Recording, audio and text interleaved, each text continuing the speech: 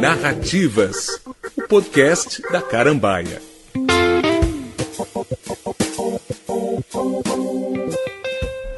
Uma das obras mais importantes do século XX volta ao mercado brasileiro na edição da Carambaia. Arquipélago Gulag, de Alexander Solzhenitsyn, lançado em 1973, conta a experiência do autor como prisioneiro dos gulags stalinistas e de outros sobreviventes que sofreram com frio, fome e trabalhos forçados durante décadas na União Soviética. Para discutir a relevância da obra, estamos no telefone com o professor da Universidade Federal Fluminense, Daniel Arão Reis, especialista na história das revoluções socialistas no século XX, que escreveu o pós-fácil de Arquipélago Gulag. Aqui no estúdio está o tradutor Lucas Simone, que coordenou a tradução do livro. E Fabiano Cury, editor da Carambaia. Eu sou Graziela Betting, editora da Carambaia também.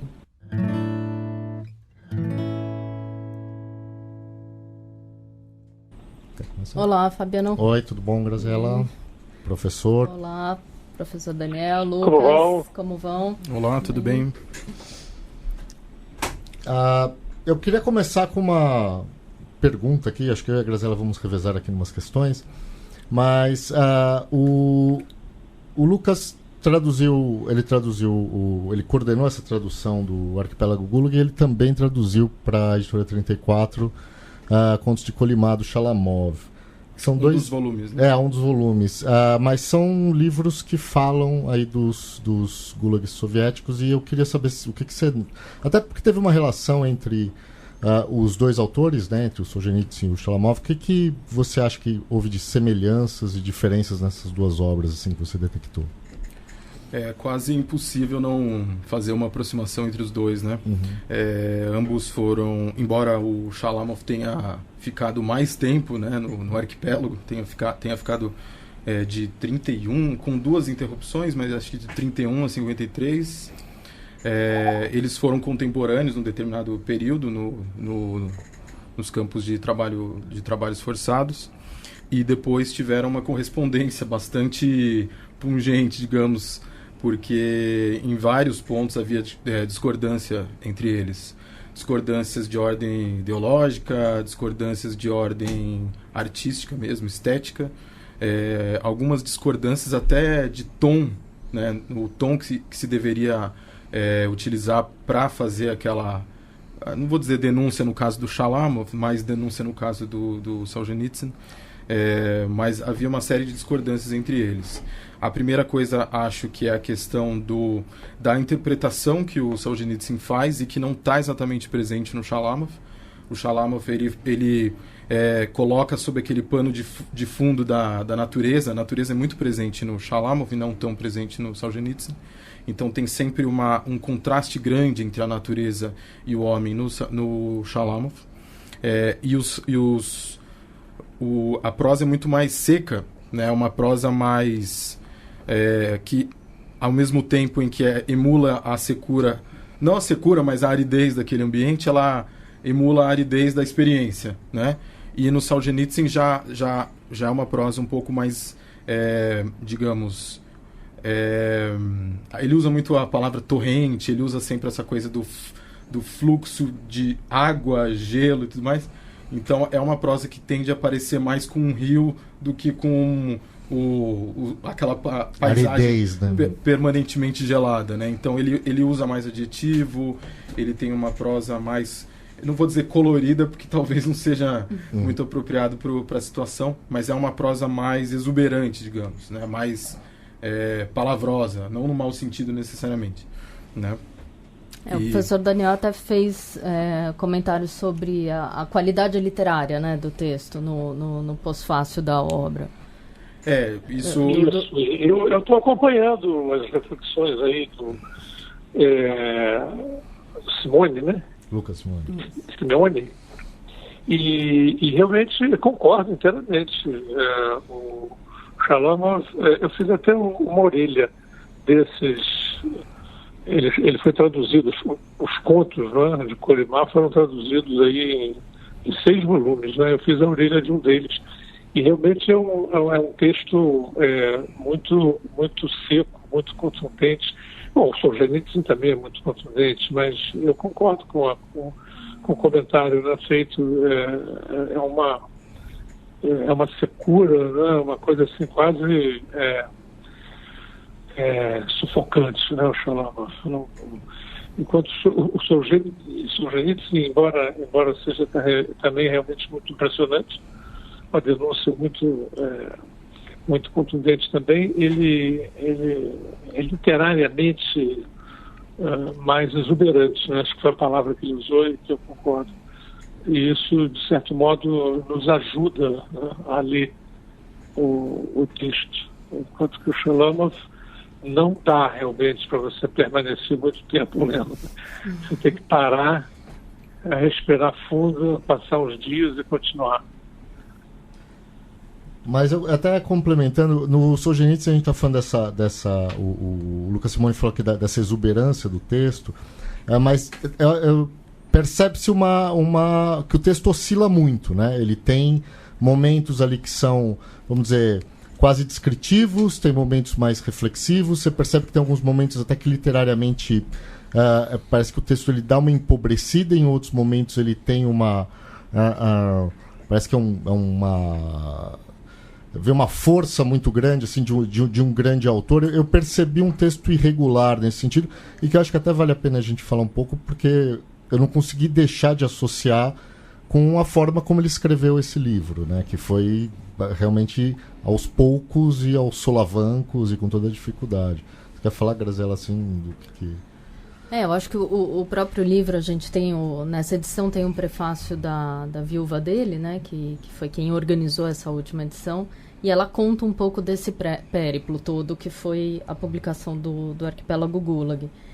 E que, na verdade, começa um pouco antes, né? Eu não sei se o Lucas não quer comentar um pouco desde a publicação da primeira novela.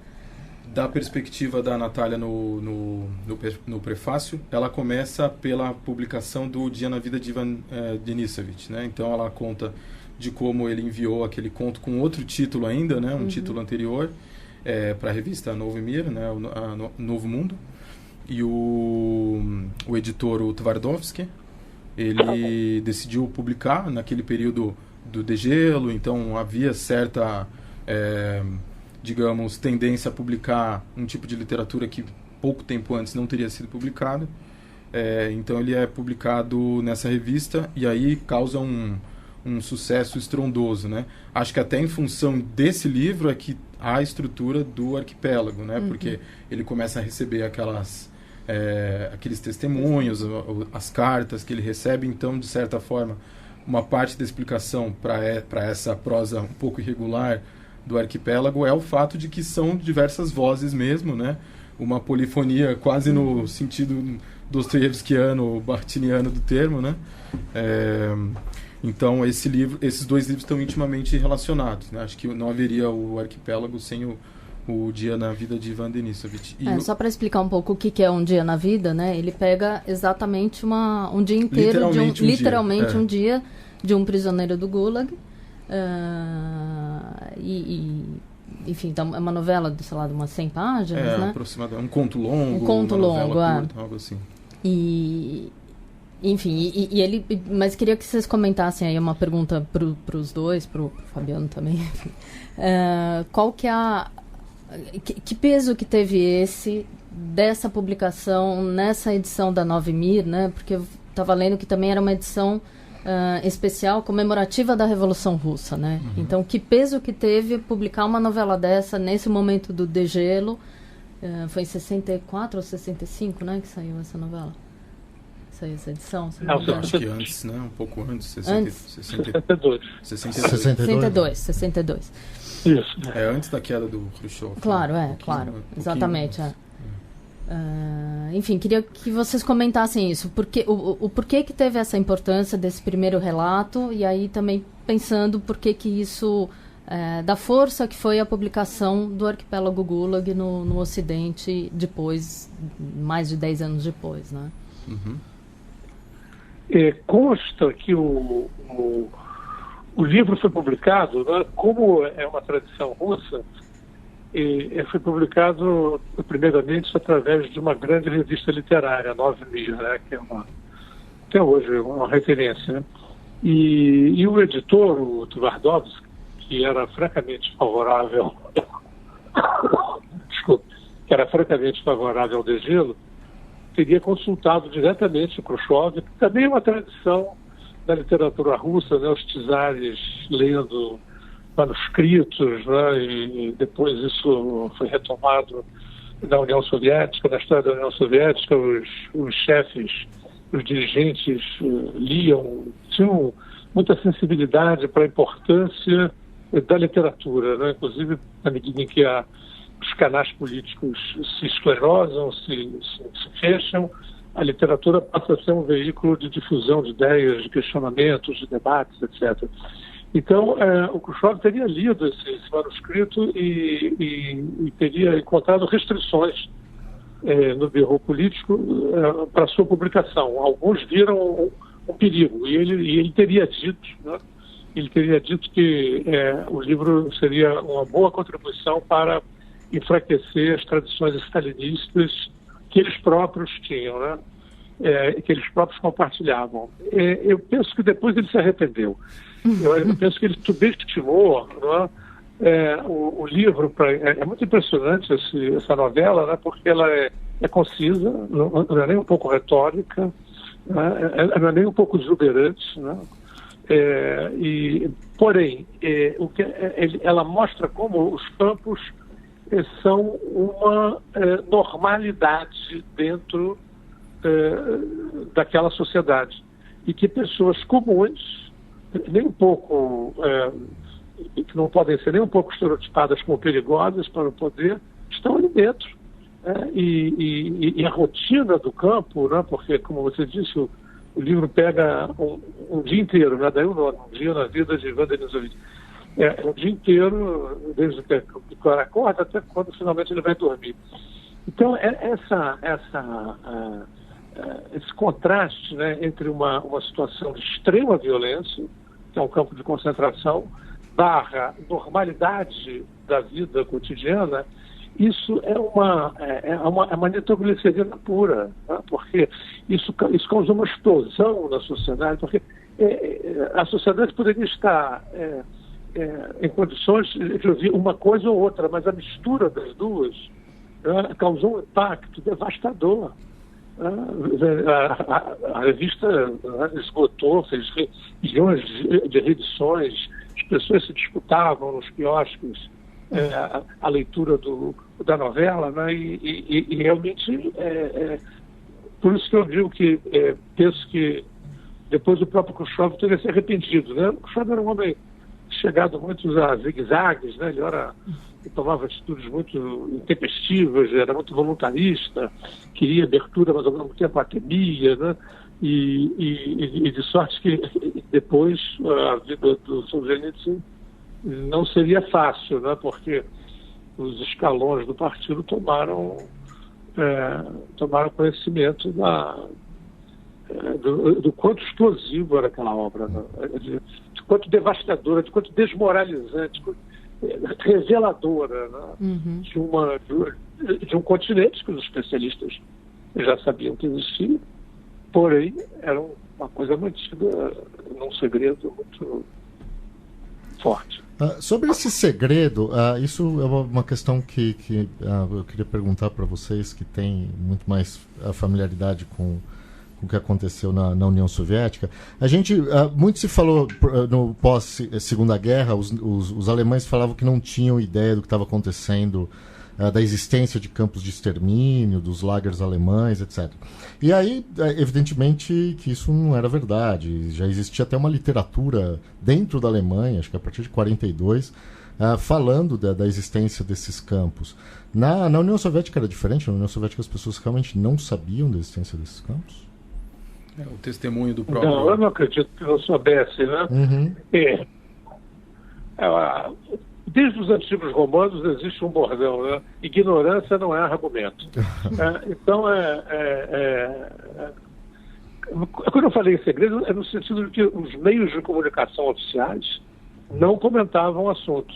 E toda vez, porque os campos soviéticos são denunciados desde os anos 20. Denúncias políticas, de escritos de observadores, mas aquilo não era muito levado a sério. Claro que na União Soviética as pessoas sabiam do que estava acontecendo, mas era proibido falar do assunto. E realmente era considerado propaganda antissoviética você falar no assunto. Então, havia uma noção de que as coisas foram milhões, né, que foram enviados para os campos, né? Então era impossível deixar de saber. Cartas e visitas e todo tipo de publicação que acabava existindo, mas era uma coisa assim muito subterrânea, né? E de sorte que quando aparece um dia na vida do Vladimir Vladimirovich, é uma coisa que se torna pública, né? Então, e é como eu digo, não é eu acho que o impacto maior foi porque não se tratava de uma denúncia de um escritor que tinha sido preso, de uma celebridade, né, de um homem comum. Né? Os homens comuns estavam sendo trucidados pelo arquipélago. Né? Então, isso que era impressionante, né? Tomar conhecimento disso. Não eram criminosos, não eram espiões, como a propaganda oficial falava, né? Não eram contra-revolucionários, né? Embora acusados disso. Eram pessoas comuns e correntes que estavam sendo ali trucidadas. Acho que isso aqui causou um grande escândalo, né? Além o fato mesmo da publicidade já era uma coisa escandalosa, mas eu insisto nesse detalhe, né, de que foi a chave do cotidiano, né, associar ao cotidiano as atrocidades, que foi a coisa mais devastadora para o prestígio do regime. Bom, e voltando um pouco aqui, digamos, nessa cronologia da obra, aconteceu todo esse impacto com a publicação do Um Dia na Vida. Tanto o Solzhenitsyn como a revista, né, começaram a receber trilhões de testemunhos e parece que isso abriu a palavra, né, para pessoas comuns justamente contarem a sua experiência ou histórias relacionadas. E aí começou uma outra epopeia que foi ele escrevendo essa obra gigante, né, que no começo ela tinha quase 3.000 páginas, né. Ele ganhou o prêmio Nobel em 1970. Muita gente até associa que ele ganhou o Nobel pelo Gulag. Não, ele ganhou antes, né? Ganhou antes, não foi receber, né? Porque ele tinha medo, justamente quando ele sabia que ele estava sendo ultravisado dentro da União Soviética, ele tinha medo de sair e não conseguir mais voltar. Tem um episódio que ele manda, né, o discurso dele em 72, se não me engano, ele é lido pela Academia do Nobel. E, pelo que eu estava vendo, esse foi o primeiro momento em que ele, que estava lá já escrevendo o Arquipélago Gulag, ele usa essa expressão. Então, queria pedir para vocês comentarem, talvez o Lucas, pela questão da tradução, essa expressão Arquipélago Gulag, porque Gulag, na verdade, ele é uma sigla, né? Isso, conta um pouco disso. Um acrônimo, né? Uhum. Os acrônimos são quase uma parte integrante da vida soviética, né? Até quase caricatural, né? Essa mania soviética de colocar acrônimo em tudo, né? E o Gulag é o acrônimo de administração geral, administração central dos campos de trabalhos forçados, né? A expressão do arquipélago, ele usa duas principais metáforas, né, pro Gulag. A primeira é a que é mais, digamos, próxima das vísceras dele, uma coisa mais visceral, que é a coisa do câncer, né, que ele faz um paralelo com a vida dele e a vida coletiva social da União Soviética, e a metáfora do arquipélago. Então, nesse sentido de que eram ilhas que meio que pairavam por cima do território soviético. Então elas estavam ali, mas como se fosse numa realidade paralela, uma coisa meio latente à consciência coletiva, que era visível, mas de maneira meio difusa, né? Então ele usa essa imagem do arquipélago para dizer que, na verdade, o arquipélago é a União Soviética, né? O oceano é a União Soviética, e essas pequenas ilhotas são as unidades ali dos campos de trabalho. né? Acho que essas duas principais metáforas que ele usa. E o próprio termo Gulag, que para a gente hoje no Ocidente, ele remete automaticamente aos campos de trabalho soviéticos, mas estava lendo que na Rússia não é isso, né? Inclusive não se usa o termo dessa forma. Não é tão comum. Acho que é um uso que se consagrou mais no Ocidente, né? Até porque a expressão lager, de campo, é uma expressão banal, trivial em russo. Se usa até para acampamento de férias, sei lá, alguma coisa assim. Qualquer tipo de acampamento, né? Então não é tão comum assim o uso do acrônimo para se referir ao campo isolado, tomado isoladamente. Sim a essa instituição como um todo, né? A gente conversou, estava comentando, na verdade estava pensando um pouco, a gente percebe muitas vezes as pessoas discutindo, falando, poxa, mas tem muita publicação sobre os campos de extermínio nazistas e não são tão numerosas as que falam do que aconteceu na União Soviética. Eu imagino, é um chute aqui, que na verdade é uma questão de tempo, né? Porque se você for pegar, por exemplo, o Primo Levi escreveu o primeiro livro relatando os campos a experiência dele em Auschwitz em 1946. Vários escritores já foram escrevendo logo depois da Segunda Guerra e demorou um tempo até que esses livros formassem um corpo assim, para ser estudado, para ser analisado. E eu tendo a achar que, pelo fato da União Soviética, que também foi numa situação completamente distinta, o fim da União Soviética do fim da Alemanha nazista, mas é muito mais recente. Então tem textos que estão sendo descobertos, tem coisas que ainda nem apareceram. Então a gente, e acho que se a gente for ver 73, que foi o Arquipélago Gulag, que foi não a primeira, mas que foi a obra que popularizou muito essa temática, e que muitos outros depois foram atrás de escreverem. A gente vê até escritores mais contemporâneos como a Svetlana Alexievich, que usa muito essa estrutura também do Solzhenitsyn. Esses livros começam a surgir. Vocês acham que não é falta de literatura, mas é um tempo até ela se apresentar para o público? Você tem essa visão, professor? Bem, eu acho que a literatura sobre os campos na União Soviética tem uma certa densidade, né? Sim. Só o destaque principal vai aí para o Shalamov, né? E para o Solzhenitsyn, né? Porém, você tem outros testemunhos, né? Eu acho que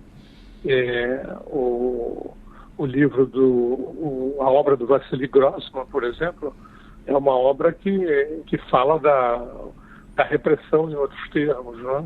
Também foi um autor muito perseguido, né? E você tem muitos outros que discutem essa questão da censura, da repressão, da polícia política, por exemplo. Mesmo em termos ficcionais, se você pega um livro como, por exemplo, Os Filhos da Rua Arbatz, né, que teve uma grande, do Anatoly Ripakov, que foi traduzido e virou best-seller no Brasil, embora não sendo um livro específico sobre os campos, uma parte considerável do livro é exatamente sobre essa questão dos campos. Quer dizer, então eu penso que a literatura russa tem trabalhado bastante a questão da repressão, embora obras gigantescas como essas do Solzhenitsyn e do Shalamov, elas não são facilmente igualadas, né? Mas você tem uma vasta literatura sobre o assunto que se difundiu muito a partir dos anos 60, depois com a queda do Khrushchev houve um encolhimento, mas voltou a aparecer com uma força considerável a partir da perestroika, né? E tomando da forma de filmes, séries de televisão, novelas, peças de teatro. Né? Você tem toda uma literatura que considera essa questão uma questão traumática. Você tem associações como a Memorial, né? que é uma grande associação fundada na época da perestroika, constituída no início por ex-prisioneiros dos campos, né, que faz todo um trabalho incrível de memória, né, para impedir que os campos...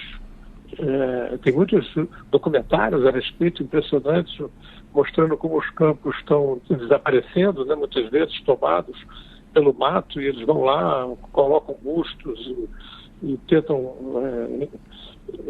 instaurar estelas comemorativas, né? É um grupo perseguido, né? Quer dizer, tolhido, mas que bravamente enfrenta essas circunstâncias adversas. Aliás, a rigor, os precursores desse memorial são os grupos dissidentes, que ainda na época braba da repressão, sob o fluxo daquelas conferências de Helsinki, que nos anos 70 chegaram aos acordos de Helsinki, em que a União Soviética e os países da Europa Oriental eram reconhecidos finalmente, as fronteiras foram reconhecidas, estabelecidas pela Segunda Guerra Mundial, mas deu-se direito a que se constituíssem grupos que pudessem vigiar o respeito pelos direitos humanos.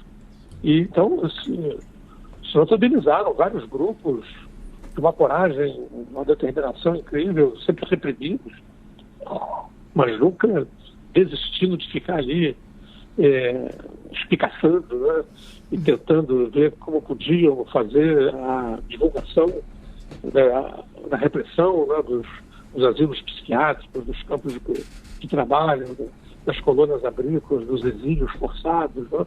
Então você tem uma literatura de denúncia muito viva. Né? Nós temos esses dois colossos aí, né? Vocês estão traduzindo um, o outro já foi citado, né? E é difícil igualá-los, né? Em qualidade literária, em impacto, em reflexão filosófica, em investigação histórica. Porém, há uma massa de escritos e produções que, inclusive, dão a base desses dois. Geralmente, quando você tem livros assim de grande densidade, né, filosófica, histórica, política, humana, eles são expressões de um processo mais geral, mais de base. Né? Eu vejo o Solzhenitsyn e o Shalamos como expressões de um processo geral crítico que foi se constituindo da União Soviética, e depois do fim da União Soviética permanece, inclusive porque muitos hoje querem apagar essa história, consideram uma história incômoda, uma história perturbadora, né, que acaba pondo em questão tradições, valores, fundamentos, né, daquela sociedade. Então querem apagar essa história, mas a luta pela revelação disso é muito viva. Foi muito viva, tem sido muito viva. Sobre esse apagamento que o senhor fala, tem uma questão que a gente até pode falar, que isso aconteceu ainda com Solzhenitsyn vivo, que foi uma tentativa muito forte de diferentes grupos de uma apropriação dessa obra, né? E uma apropriação da imagem do autor, que sempre foi uma imagem bastante controversa. Graziela, você até comentou do vídeo dele na palestra de Harvard, quando ele estava no exílio nos Estados Unidos, né? A gente estava assistindo esse vídeo que tem no YouTube, depois a gente coloca aqui a indicação, dá para, inclusive, incluir um trechinho aqui para a gente ouvir agora. Mas ele, quando ele foi para o exílio, né, o Solzhenitsyn, ele passou 20 anos nos Estados Unidos, quando, enfim, descobriram justamente quando o Arquipélago Gulag foi publicado, ele teve que sair de lá, ficou 20 anos em Vermont, nos Estados Unidos, e aí ele foi, de certa forma, acolhido, né? Quer dizer, aliás, foi acolhido pelos Estados Unidos, mas aí tem essa famosa palestra que ele dá em Harvard, em que se está esperando que ele vá fazer quase uma ode ao capitalismo, né? E ele foi um cara que acabou decepcionando todo mundo, né? Nesse discurso ele acaba trazendo...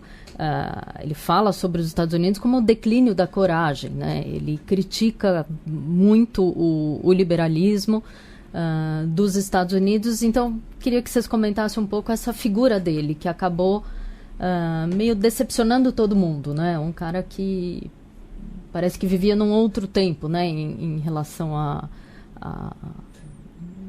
enfim, ao século XX. Ele defendia aquele nacionalismo russo, né, uma volta quase para o século XIX, enfim. Não sei se vocês concordam com isso, eu queria ouvir um pouco vocês sobre isso. Tem alguns ecos muito óbvios do século XIX e, na minha visão, não sei se talvez extrapolando um pouco, ele retoma alguns dos temas que eram muito caros ao Dostoiévski mais tardio, né?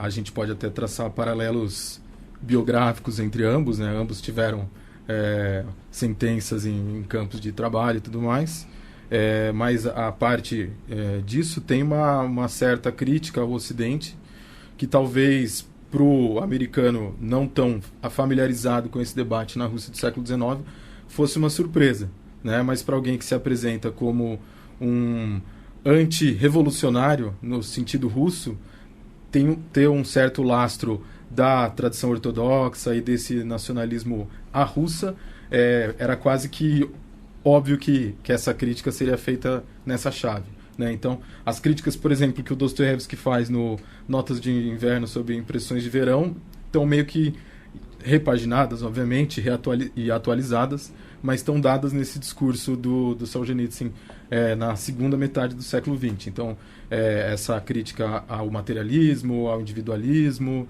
uma série de preocupações que estavam lá na pena do Dostoiévski aparecem redivivas aqui na fala dele, né? Então, não é exatamente uma surpresa para quem acompanha esses debates da cultura russa. Obviamente, para quem esperava, da perspectiva americana, dentro de um contexto de Guerra Fria, um louvor assim quase que acrítico ao modo de vida americano, isso deve ter vindo como um choque, né?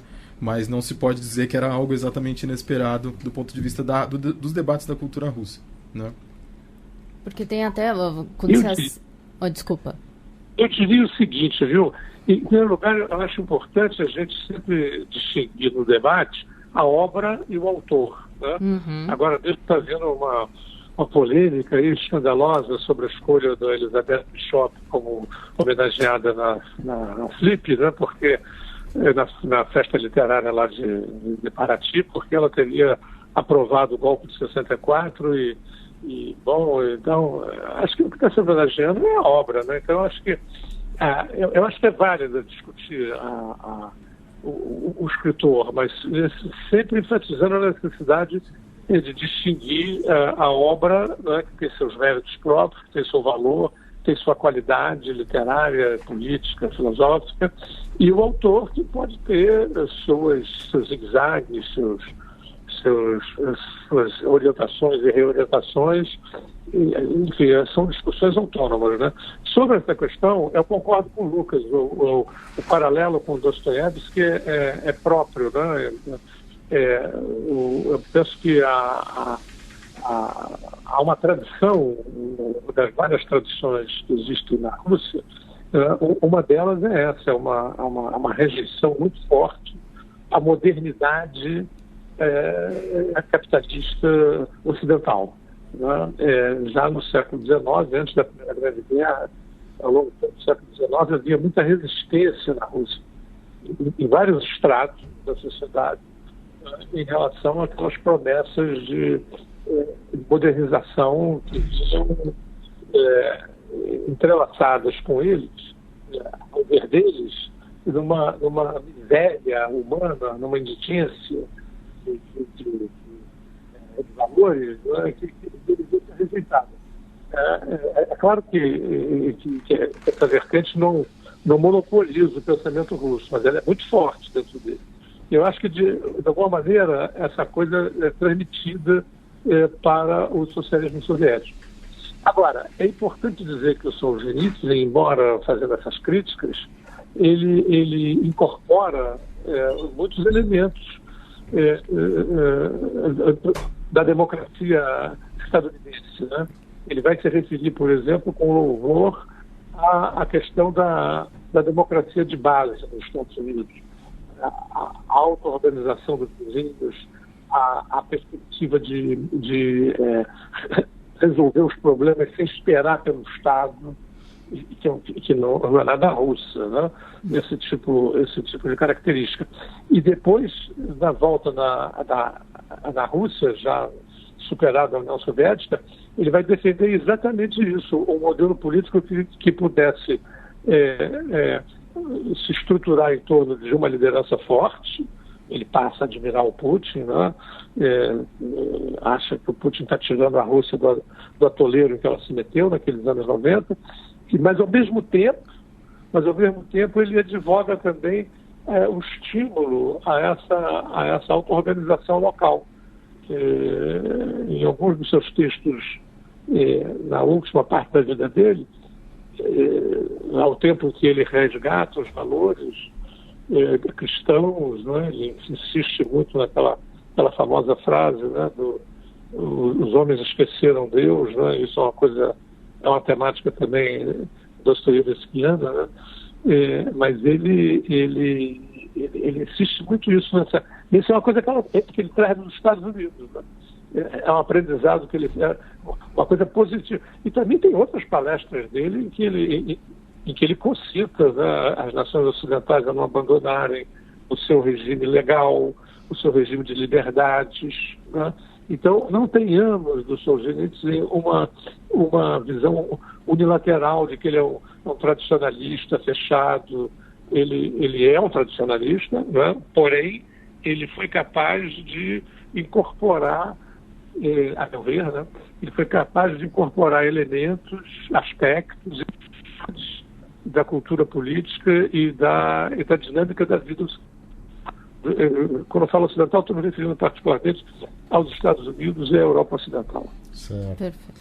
E tem um outro ponto. O senhor falou do final dessa última etapa da vida dele, quando ele volta para a Rússia, que ele volta como uma grande celebridade. Ele volta, inclusive havia lá dentro grupos que queriam que ele fosse o novo presidente. Ele rejeitou qualquer atividade política nesse sentido, mas ele começa a se decepcionar no final da vida, porque ele percebia que os jovens não estavam mais muito preocupados com o que ele escrevia, com o que ele dizia e tal. E eu queria saber, assim, passado aí, ele morreu em 2008, né? São pouco mais de 10 anos. Como está a figura dele hoje na Rússia? Como ele é visto hoje pelos russos? Me parece que a própria obra ela já aponta um pouco nessa direção, né? Porque essa necessidade de fazer uma versão resumida foi pensada na própria Rússia, né? Não foi pensada no público ocidental. No Ocidente já até existia uma versão condensada, que, embora ele não aceitasse totalmente, era basicamente um reflexo fiel do que a obra representava de uma perspectiva estrangeira. Então, a própria existência de uma versão, da necessidade de uma versão condensada em russo já aponta um pouco para essa direção. Então, que essa experiência do Gulag, da repressão soviética, era algo já entrando numa espécie de opacidade ali histórica, né, e que havia uma necessidade de, alguma maneira, resgatar isso através de uma edição condensada que fosse acessível também para um público um pouco mais novo. Olha, segundo eu estou informado, Lucas, essa versão condensada foi construída mais em função da exigência dos espaços acadêmicos norte-americanos. Segundo diz o prefácio da mulher dele, né, a ideia, inclusive ele teria resistido à edição condensada, mas afinal foi convencido de que os estudantes médios, mesmo os russistas americanos, não estariam em condições para ler todos os 3 volumes, né? E daí ele foi, afinal, foi convencido a aceitar. Então, segundo a minha informação, a reivindicação, né, de uma obra menos caudalosa teria vindo a partir lá, ainda dele no exílio, né? Vivendo em Vermont, nos Estados Unidos. A primeira condensação nessa chave, né? Aquela primeira condensação foi, né, com essa finalidade de até limar um pouco daquelas passagens que eram muito marcadamente russas e que não faziam nem muito sentido para um estudante de graduação americano. Mas essa segunda condensação Que essa saiu em 2010, né? Em Moscou, que foi essa que a gente traduziu. Aí sim, já meio que direcionada para o público russo mesmo, né? Tanto que até o ano passado, né? Mais ou menos nessa época, né? Final de dezembro, começo de dezembro do ano passado, que foi o centenário dele, o Putin foi lá inaugurar aquele monumento, e aí tem não sei se foi o discurso na hora, ou depois entrevista com jornalistas, que ele diz, não, agora nós temos uma versão que nós vamos adotar em escolas e aparentemente voltou a ser parte do currículo. Acho que até de ensino equivalente ao ensino médio. Equivalente ao ensino médio, exatamente. Porque em 3 volumes, 3.000 páginas, né? Era uma coisa que já tinha saído faz tempo. Eu acho que essa literatura de denúncia, ela encontra um problema hoje na Rússia, porque há na Rússia uma forte tendência, não sei se o Lucas vai concordar comigo, há uma forte tendência na Rússia a recuperar nostalgicamente, e o Putin investe nisso, aspectos do passado, seja do passado pré-revolucionário, seja do passado revolucionário. Mas, enfim, a ideia de enfatizar os aspectos positivos, os aspectos encorajadores, né? E principalmente de continuidade, né? Isso. Não de Quer dizer, então, né? eu acho que isso é um problema para esse tipo de literatura do Solzhenitsyn, né? Porque ele mostra um ponto terrível, né, desse passado. Há hoje toda uma série de televisão, filmes, incentivando a nostalgia da grande União Soviética. Né? Eles têm restaurantes, eles têm todo tipo de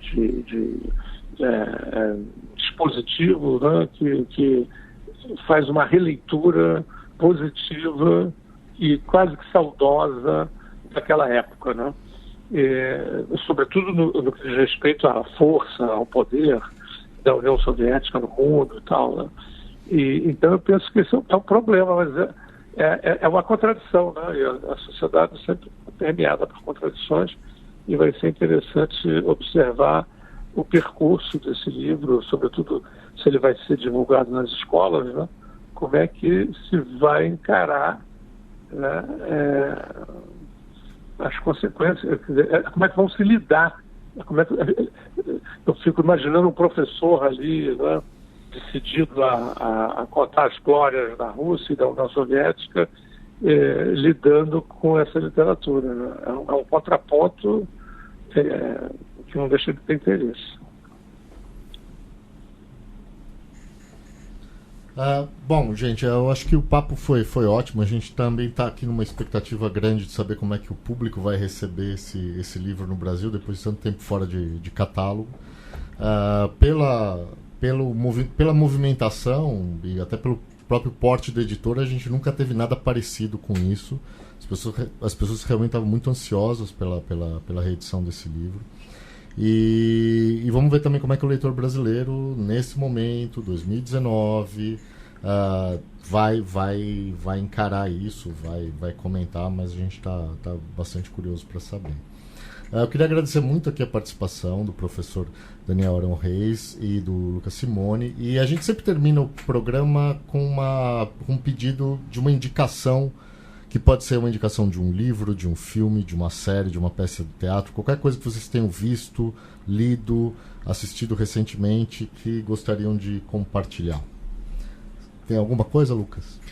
Bom, já que a gente está nesse tema, vou citar de maneira completamente desinteressada 2 traduções minhas. Então, a do Shalamov, na verdade, não é uma tradução que eu fiz sozinho, né? Os 6 volumes foram traduzidos separadamente, né, pela Denise Salles, a Helena Vasilevich, a Cecília, eu, a Daniela Montian, o Moisés Montian e o Chico de Oliveira. Chico Araújo. Chico que participou aqui também. Exatamente. Então, eu acho que serve como um bom complemento à leitura do Solzhenitsyn, né? Como eu falei, ambos têm uma visão de um período histórico, do mesmo período histórico, mas com perspectivas um pouco diferentes, né? Com uma abordagem um pouco diferente. Não sei dizer quem tem a experiência mais extrema, né, porque o Solzhenitsyn venceu a guerra, venceu um câncer e depois foi parar no Gulag. Então, realmente é uma experiência extrema. Em contrapartida, o Shalamov ficou um tempo, voltou, ficou também à beira da morte, quase morreu de tifo. Enfim, é uma biografia também bastante triste, até porque ele não sobreviveu para ver o livro ser lançado, traduzido. Enfim, ele morreu em 1982, então numa situação de penúria até. Então é um livro que complementa bem, dialoga de alguma maneira com o Arquipélago, até porque os dois autores tinham essa correspondência, que era quase uma troca de farpas entre eles, né?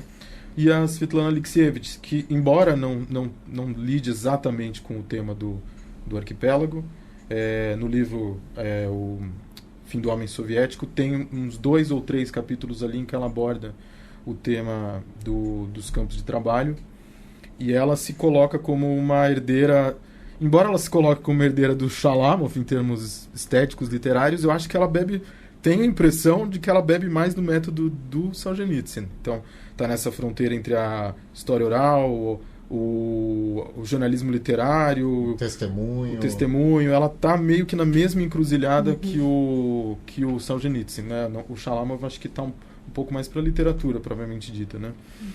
Então, acho que essa trinca aí dá um bom panorama do tema para o leitor brasileiro, né? E todos traduzidos agora em português. Né?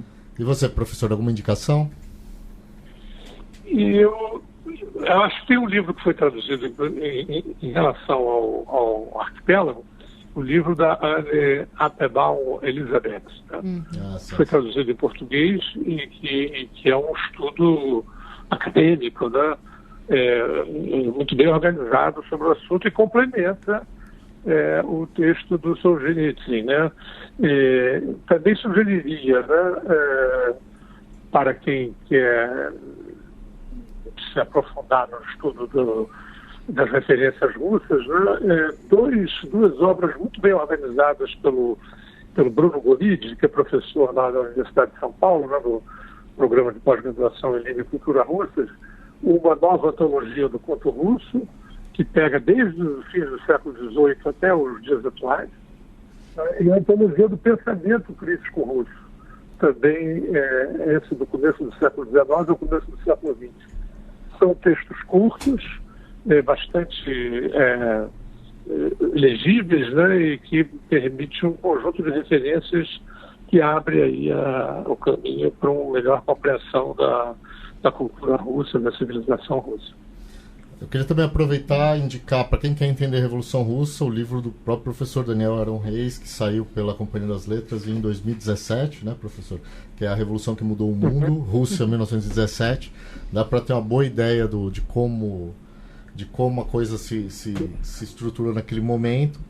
E também sobre o Solzhenitsyn tem o David Remnick, que é o editor da New Yorker, que foi correspondente em Moscou durante um período. Ele teve, acho que, se não me engano, umas 3 grandes entrevistas com o Solzhenitsyn. Inclusive, quando ele estava no exílio nos Estados Unidos, ele passou vários dias na casa do Solzhenitsyn.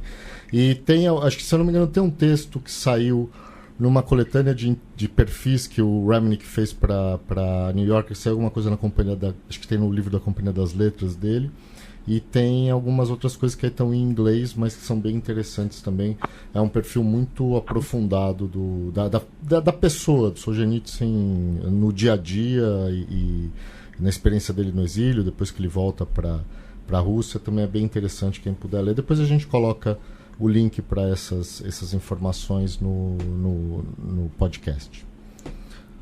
Muito bem. Bom, então para encerrar aqui, o Narrativas, podcast da Editora Carambaia, gravado no estúdio da Central 3 em São Paulo, e tem a produção de Clara Dias e edição de Leandro Yamin. A trilha sonora é composta e executada por Bruno Betting.